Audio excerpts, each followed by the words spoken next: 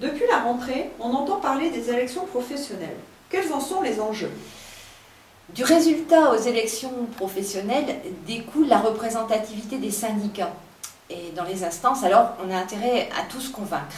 Mais nous, au SEUNSA, on sait que nos collègues ont de la mémoire et qu'ils sauront faire la différence entre ceux qui sont à leur côté tous les jours, toute l'année, et ceux qui viennent tenter de les charmer juste au moment des élections professionnelles.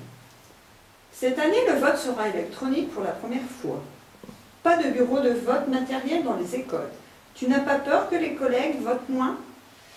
J'espère qu'ils voteront au moins autant qu'il y a 3 ans. Depuis quelque temps, le gouvernement multiplie ses attaques contre le paritarisme.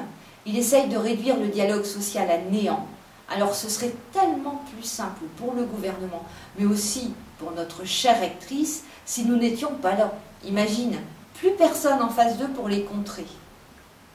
Qui sont les candidats sur les listes SEUNSA et UNSA Éducation? Eh bien, tous nos candidats sont des militants actifs, pas seulement des noms sur une liste.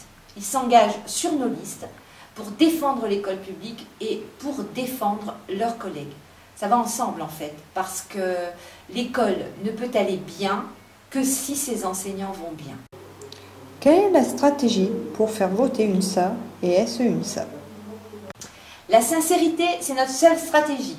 Peut-être que je suis naïve, mais je pense que nos collègues savent qu'à l'UNSA, on a un projet qui tient la route et des militants qui n'ont pas peur de mouiller la chemise.